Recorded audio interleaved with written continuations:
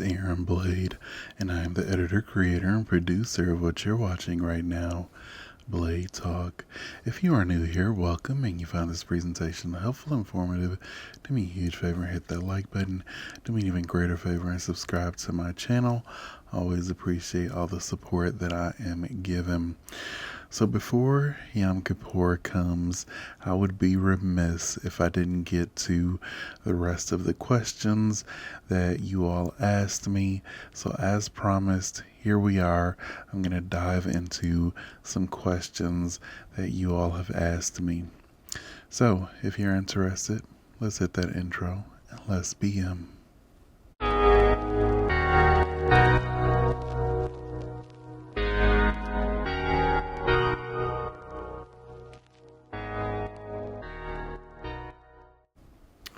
Okay, again, here we are. I'm going to jump right into some questions here. First question, what is the Jewish view of heaven and hell? So, the biggest point of view from a Jewish standpoint on heaven and hell is that it is irrelevant. Now, many Jews try to speculate, they try to guess, some even adopt the Christian idea, what have you. But speaking for me, myself personally, I don't care. Again, I'm more of a rational kind of Jew. I don't concern myself with heaven nor hell. And there's nothing about either in the Torah. And I think that that's by design, because the fact is the Torah forces you to grow up. Okay. Again, in other religious beliefs, Christianity, Islam, you have this kind of bargain feel with humanity and God. Meaning, if I do this, and I follow this, then I'll gain some kind of reward. I'll gain some kind of paradise. Me personally, I don't believe in that. Again, the Torah doesn't mention that. I believe that we are put here on earth to utilize our gift, and your gift is whatever you can do with the least amount of effort, and use that gift in a positive way to make the world a better place. I don't concern myself with the afterlife because it dilutes your job here in the present life. And again, even when people mention the Jewish mysticism, I'm not a Jew that needs this mystical kind of information, because I don't think that you can have a society based off of mystical ideas, because the fact is you can't prove that. Those aren't things that are relevant to me in my everyday life. Meaning, you hear people, and I've heard some say that I converted to Judaism and I was told that I have a Jewish soul, and I was just coming back to the fold. I was coming back to Judaism, but my soul was there at Har Sinai. And I reject that premise. I don't believe in a Jewish soul. I think that makes God seem bigoted. Because if there's a Jewish soul, then is there a Christian soul? Is there a Muslim soul? And it lessens the appreciation that you have for God. What I mean is If God designed your soul and your soul was at Mount Sinai and you came into human form and you were drawn to Judaism to come back to God, then ultimately, where is your free will in that? You're just doing what you were designed to do, and that lessens the connection, in my opinion. Abraham, the father of all Jews, wasn't special because he had a Jewish soul or anything to do with his soul. It is your actions, your choices that make you special. It is the idea that Abraham chose God. It's another reason I don't believe in soulmates. Your soulmate is whoever you choose that person to be. That's your soulmate. But when you incorporate mysticism and souls and whatnot, it strips you of free will. Would you rather have someone say that out of everyone, I chose you? Out of my own choice, my own ability, and I will choose you every day until my last day? Or would you rather have someone tell you that my soul sought out yours and I finally found my way to you so that we could be together? You're basically programmed. There's nothing special about what you've done. So again, I am more of a rational Jew. I don't believe in hellfire and dungeons and dragons and none of that. You shouldn't need a scare tactic for you to have a connection with God. To be in a covenant with Adonai, to be in a marriage with God, it is something that God wants you to do on your own, not because your soul is unique and you're being programmed and drawn back to Him, not because of some scare tactic that you're afraid of hell, so you're going to, create this kind of bargain between you and God. God wants you to choose Him because you love Him. How crazy is that? Right? When you get married, you don't refrain from cheating or not adhering to your vows for fear of divorce.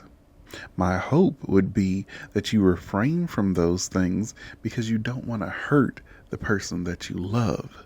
It's not about a scare tactic. You don't want to dim the connection that you have with the person that you love. Now again, many people speculate on heaven and hell. I don't, because I don't see relevance in it. The Torah forces you to grow up, and the Torah actually states that the secret things are for God.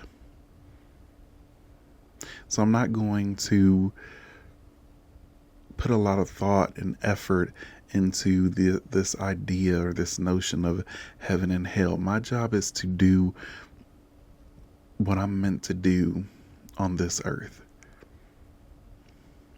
Personally, I believe that we'll all be resurrected and we will live out our days on earth, and we'll go back to the way it was at the time of the Garden of Eden. That's personally what I believe. I don't believe that we die and then ascend to heaven and get wings and float on a cloud and sing God's praises for all of eternity. I don't think God is that egotistical, and I find that very boring. I believe that we will all be resurrected at a time where the Mashiach will come, and you'll get to reunite with your family, your ancestors, and it'll be an idea of not of you going up to heaven, but the idea that God is coming back down to earth. Not that he ever left, but to prepare a place that is worthy of God here on earth. So, again, personally, human beings are the only creation that God gave a free will to. So I'm not interested in becoming an angel. They don't have free will. I'm not interested in becoming a tree or an animal, etc. I love being a human being. And I believe that all of us will taste death. And when the Mashiach comes, we'll be resurrected. And we will be immortal here on earth. And it'll be a beautiful, peaceful place. One without sickness. One without wars. And you will feel God's presence. As God stated, the knowledge of God will cover the world as the water covers the sea. And that, to me, is heaven. Now, don't get me wrong. You will get punished for horrible acts that you commit in this life. But I don't speculate on what those punishments are. I don't too much care. I try my best to be the best person that I can be. So I'm not as, again, concerned with the mystical elements. And that's a huge red flag for me when I learn about other religions. Once you start getting into the spirit realm and the soul, and even when you hear people say I'm spiritual, that says nothing about where you draw your morals from. Absolutely nothing. The reason that I believe in the Torah, the reason that I believe in Judaism, is because you can have a functional society based off of it. It's not as concerned with heaven and hell and the afterlife. And that's why you have many Christians that have given up on this world and they're just hoping to get into heaven. You have Muslims that will do horrible acts, even blow themselves up, because they're looking ahead and trying to get to Jannah, or a type of heaven. The Torah works because you can have a functional society based off of it. And if you approach any religion, ask them, can a society run off of what you're giving me? Can a functional society run off of this? For example, if you go to a Christian, you go to a Muslim, ask them, can a functional society run off of this, what you're teaching me? And if they say yes, then there should be some laws for children. There should be some laws for women, laws for men, laws for the elderly, the businessman, the farmer. It should be an entire structure. There's judges, how they should function.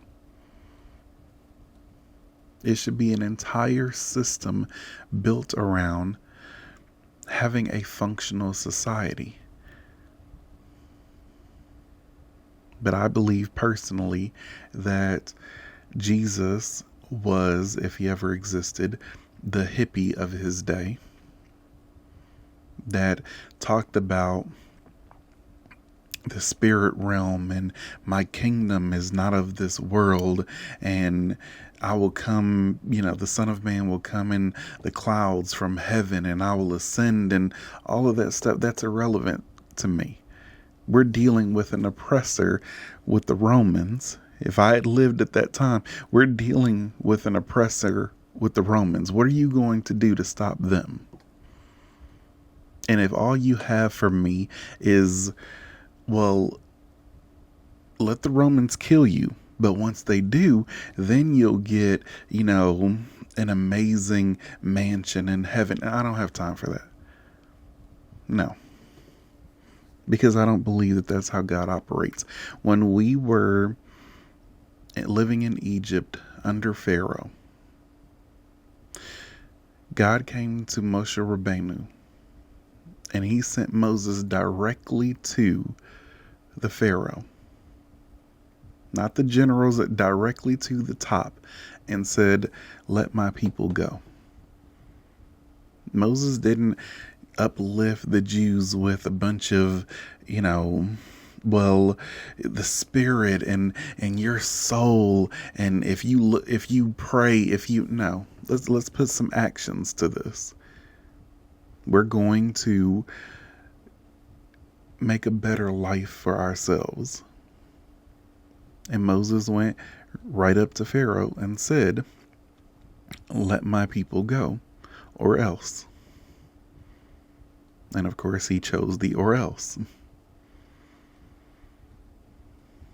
But if I lived in Jesus' time, I have no use for, if you drink my blood, or you eat my full symbolic flesh, and what is all of this? How is this helpful?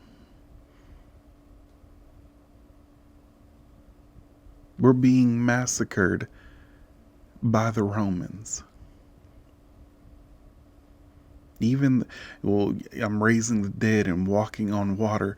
Those are neat tricks. But again, why won't you go to the Emperor of Rome and say, release my people? Then now we can have a conversation. Again, I don't deal with mysticism and this idea of the spiritual and the spirit realm and whatnot, because the fact is it's something that you can't prove. You're just speculating.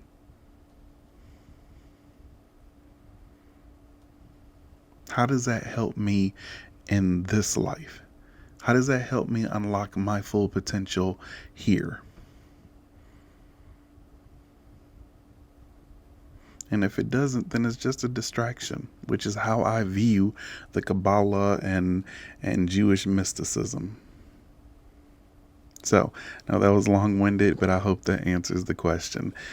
The Jewish view of heaven and hell, it's irrelevant.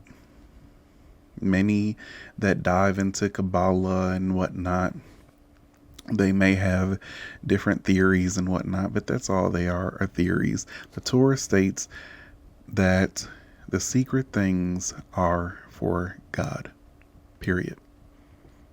And the Torah doesn't mention a hell. Hope that answers the question. All right, next question. It's a follow-up, I guess. Are Noahides allowed to date Christians? I've always wondered, because I know Noahides can't be with Jews, but what about Christians? I would assume not, because of idol worship, but I was wondering if you could shed some light on this. So, my thoughts are no, because it could lead to idol worship. So I don't support the idea of Noahides being with Christians. That said, I know that I've gotten quite a few requests to speak on Noahides and do a presentation on it. And the reason that I haven't yet, I may still do one in the future, is because I want to get everyone to understand that the whole idea and notion of being a Noahide is a rabbinic one. Okay, it's from the Orthodox stream. And basically, what the Orthodox movement says is they try to push away converts. They will reject you 3 times, what have you. Again, it's not in Jewish law. I'm not sure why they do this, but then they go on to say that you don't need to be Jewish. You could just be a Noahide. Just follow the 7 laws and you'll be fine. And the reason that I don't speak on Noahides much is because my hope is that you join the tribe. Don't settle for just the 7 laws. Even Christians follow more laws than Noahides. I feel like the Noahide laws, again, it's a rabbinic idea. It's an Orthodox idea. My goal and what I want to push for and my hope is that you become Jewish. Find the nearest Reform rabbi, conservative rabbi, Orthodox, whatever you personally align yourself with the most, and go through the conversion process. Don't settle for the Noahide laws. And the reason is because I want people to unlock their full potential. Now, I understand if you can't, if you live in an area that doesn't have a shul around you or a rabbi around you, what have you, that's perfectly fine. I would urge people to, if you have no other option, tune in to Central Synagogue in New York. They stream it on Shabbat. And live as a Jewish person until you're fortunate enough to be welcomed into a Jewish community. I think that is a lot better as opposed to just following the 7 Noahide laws. Because if you look at the 7 Noahide laws, it's it's bare minimum. It doesn't even say, don't rape on there. You know what I mean? Like it's very basic. So my hope is that you find a rabbi and they sponsor you and you convert. Be Jewish. And I know that isn't popular to say. Jews don't proselytize and whatnot. But again, that comes from the Orthodox side of the aisle, which I am not. I don't believe in rejecting people that want to gain a close relationship with God. If you want that connection, again, it's not about the soul and whatnot. It's about your choice. You making a decision that I want to have a special relationship with God. And the reason to be Jewish is because Judaism offers that. God has given us this wonderful opportunity to get close to Him. Take it. Don't settle for just being a Noahide. And again, with Christianity, you drift dangerously into idol worship. They could have an influence on you, and Christians use your emotions against you. They really tug at what I feel. A lot of Christians, it's all about the way that you feel, and they get the singing, or you get lost in the choir or the music, or the passion, the emotion, and whatnot, and that's how they draw you in. And so I would personally urge against it. Be Jewish, find a nice Jewish woman. That would be my recommendation, because I think that you are better than just the 7 laws. I think that you can do more. So I hope that answers the question. Next question. What parts of the Torah do conservative Jews believe were divinely given by God, and which parts were refined by man's reflective thoughts/experiences and then recorded as Torah? So I am, again, very rational. I'm very simplistic. I'm a conservative Jew.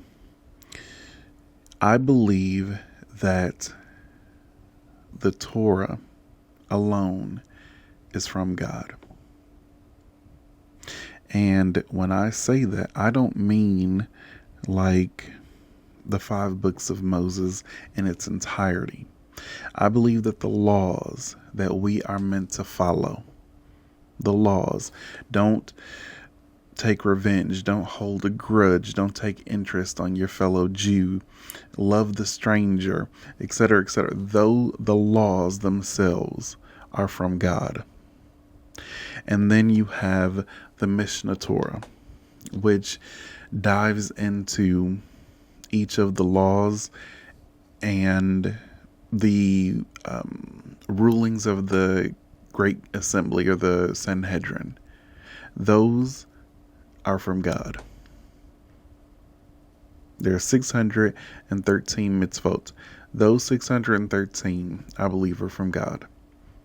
The rest of it, don't always tell people, especially people that recently converted, don't get lost and make things more complicated than they need to be.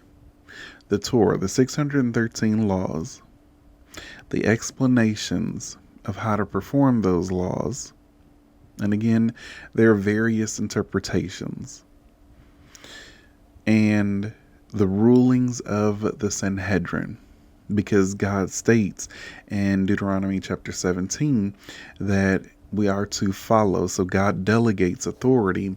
We are to follow what the Sanhedrin ruled on, and we are not to drift from the left or to the right of what they command.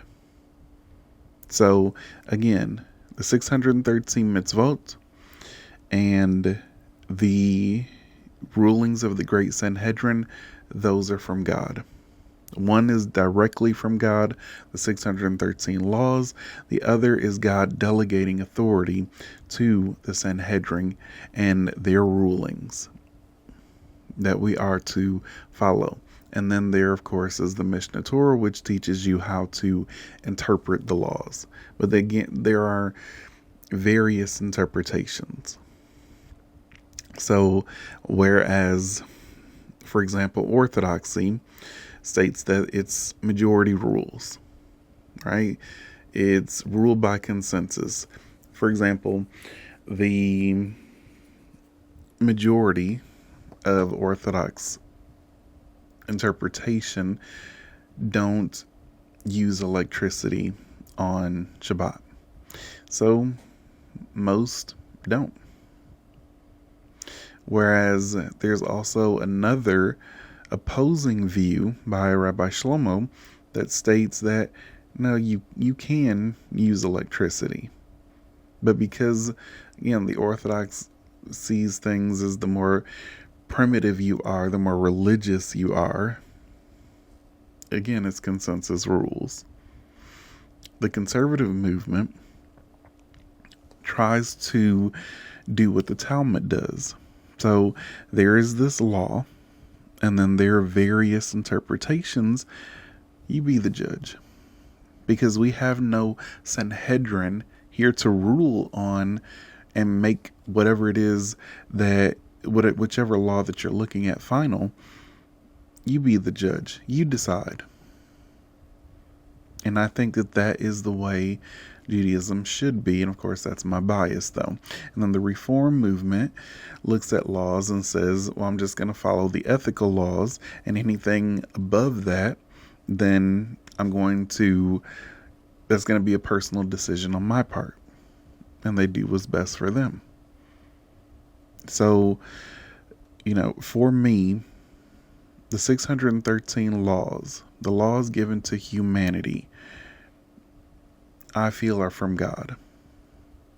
Because before that, human beings were just pulling different levers, trying to find out what works, what pleases God, because they had no real guideline on how do we connect with God. And so that's why, as Jews, we love the Torah. We absolutely adore it, because without it, we're just pulling levers trying to figure out, hey, God, does this please you? Does sacrificing virgins please you? Does sacrificing humans, does this please you? We're just pulling levers. But when the Torah was given, it laid out a clear framework of how to have a functioning society and what God expected of us. And I think that that is beautiful. Again, it's the laws. Don't get caught up in, I don't view Isaiah, Jeremiah, Zechariah. They're the prophets, I feel, are history. Now, don't get me wrong, history is important. I think that those writings are a way to show us where we as a nation backslid, so that we don't make those mistakes again. That's what I personally feel. And then there are the writings, the Ketuvim, which, if you need advice, if you love poetry, if you need help, you can't find the words, and you need a prayer, that's what Psalms is for. That's what Proverbs is for. But it kills me when people say things like, well, the Torah says this, and then they'll quote from Jeremiah. That's not the Torah. The Torah says this, and then they'll quote from Proverbs. That's not the Torah. The Torah is the 5 books of Moses. And what I believe is from God are the laws. That's what I believe Moses was writing down when he went on the mountain. And we have to be very careful about what we call the Torah. There are many in the Orthodox movement that says that the Zohar, the Jewish mysticism, everything was given at Mount Sinai. Everything. No.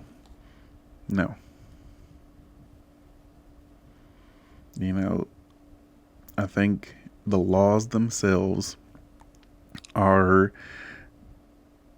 from God. Everything else is redacted by man. It isn't like the Jews were wandering in the desert and they had this book of Numbers and Deuteronomy, and they're just walking around the desert as if the book is an almanac or something. No, it's the laws. And those laws, to me, can't be from anyone human. I believe that they're specifically from God, because an entire nation and society can function off of those laws. Again, look at other religions. Can an entire nation or entire group of people function off of it? If they're honest, they'll say no. That's why Christianity depends on the Old Testament. That's why they have to connect the books. Hope that answers the question. Next question. Why did God wait until Abraham came along to reveal the Torah? Why not earlier in time? So obviously, I don't know. I can't even begin to think of why God does the things that he does at the time that he does them. But I will say that God didn't reveal the Torah to Abraham. He revealed the Torah to 3 million at Mount Sinai. Abraham's story is different. You see, Abraham never met Adam, right? The first man. But Abraham did meet Noah. I believe Abraham was 58 years old when Noah died. So I'm pretty sure they had many conversations because Noah knew God. He was a prophet. And Abraham chose to believe in one God. And in turn, God put Abraham's decision to the test. And because Abraham was so faithful, again, it's your choices, it's your actions that make you who you are. There's nothing about Abraham having a certain soul or his spirit was... No. Abraham made a choice and said, everyone else is worshiping this God and that God. I'm going to follow this one God. The God that Noah told me about. That's what I'm going to follow. So, Abraham, if you read the story correctly, it's actually Abraham choosing God and then God choosing Abraham. And that's what God wants all of us to do. Choose God, choose life, as the Torah states. God is life. God wants you to take that first step forward to come to him, and he will start to come to you. So I can't tell you why God chose that specific time to reveal the Torah to the 3 million. I can only tell you that I am so happy that he did. Because, again, before that, what were the expectations? How are we to get a connection with God?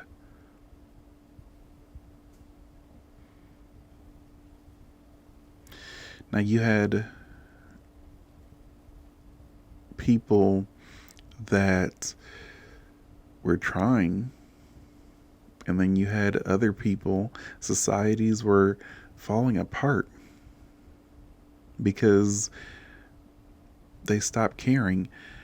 One of the things I will never understand is atheists, especially if you live in America. Because atheists will say that we don't need a God to tell you right from wrong and this and that. Well, if you are living in America, this country was founded on Judeo-Christian values. You don't really have a lot of room to talk about there is no God and you already know right from wrong. You were born on third base. You were born on third base, meaning that everything that you have been taught, you pretty much derived from Judeo-Christian values.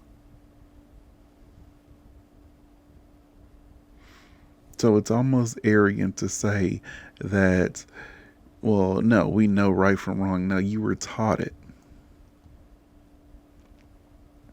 So, again, before the Torah was given, you had Abraham and the whole deal with Sodom and Gomorrah.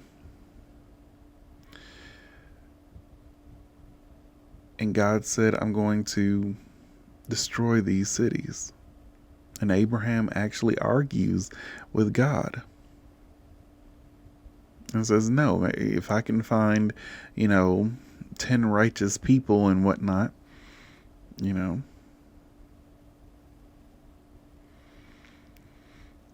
you have Noah.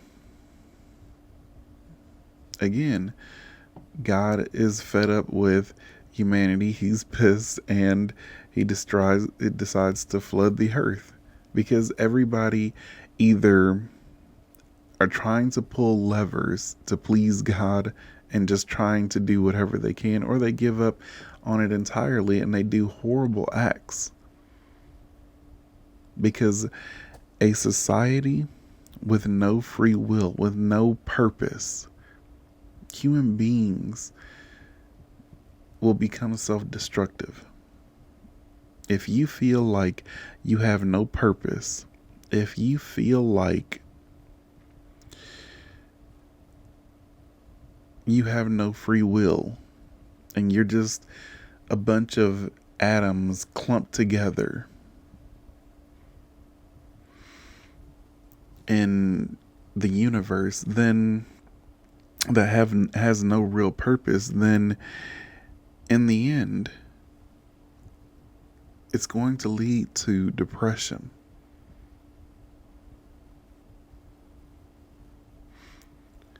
So I always find it funny when atheists make fun of people who are religious, because at least the religious people have a sense of purpose in the world. Atheists don't have that. And though they boast that, well, you don't need God for this, that, and the third, yet, again, you were already born on third base. You want the values and the morals that come from God, but you don't want to accept God.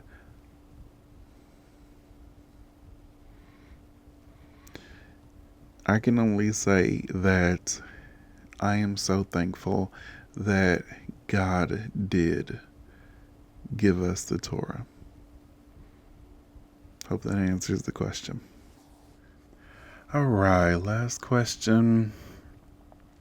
Hey Blade, I know you don't get into politics much, but in light of what happened to Charlie Kirk, I just wanted to get your opinion. Do you feel like the temperature is too high in terms of politics and political rhetoric? What are your thoughts? So,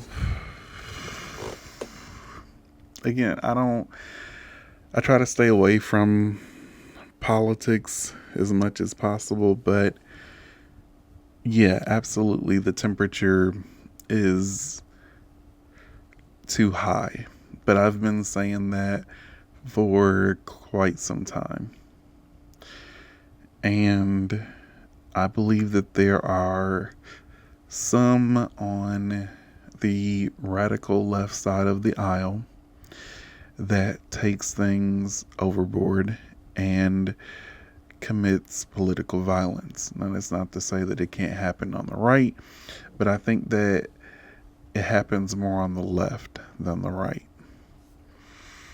And the reason for this, I think, is that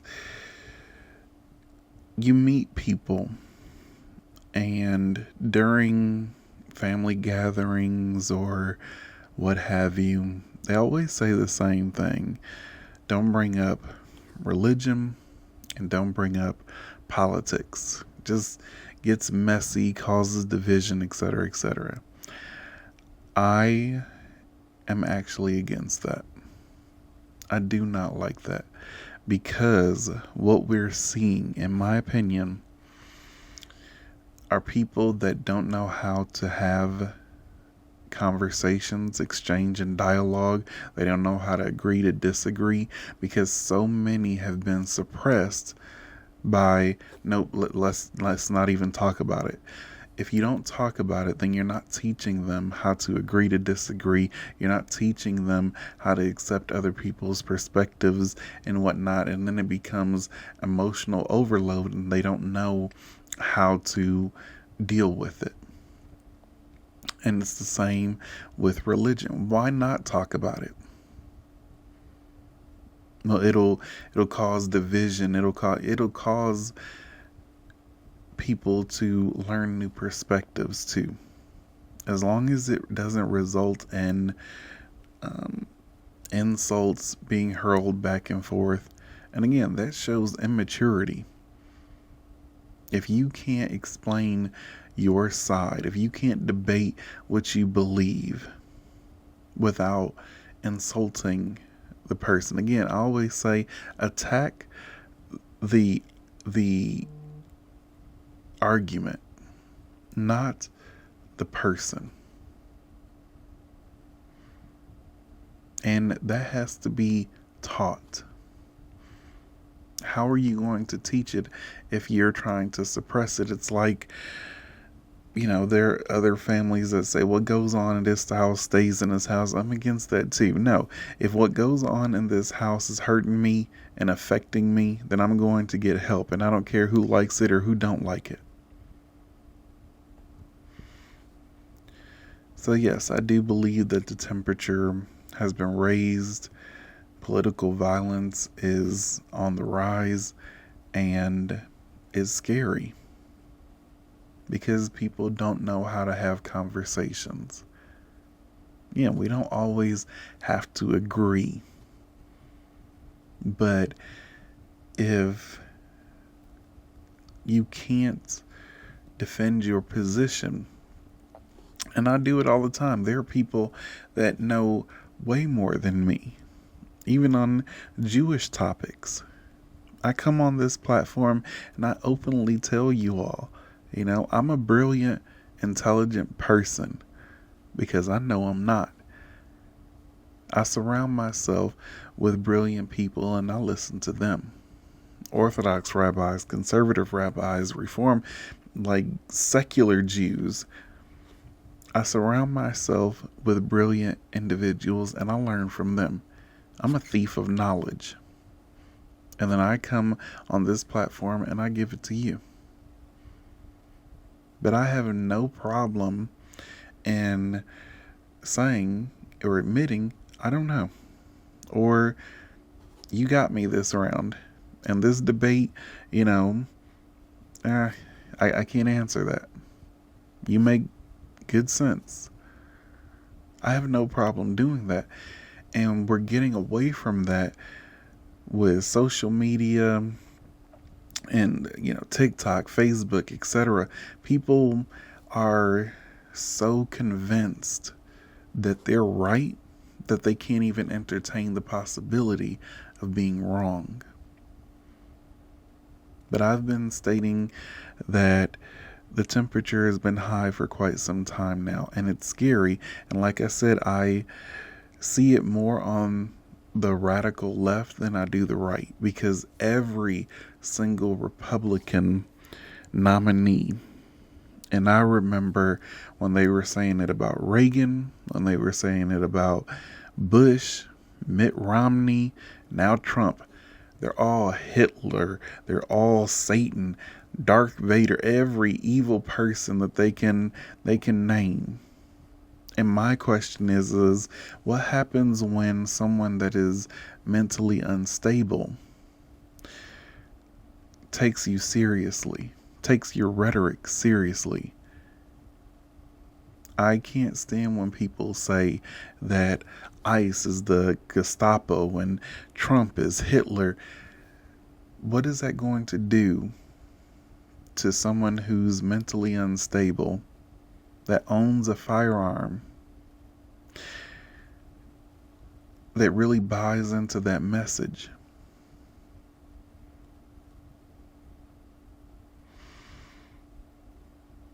You just happen to disagree with, certain issues and whatnot. But don't try to make people out to be evil, because some people will take you seriously and try to do harm to others.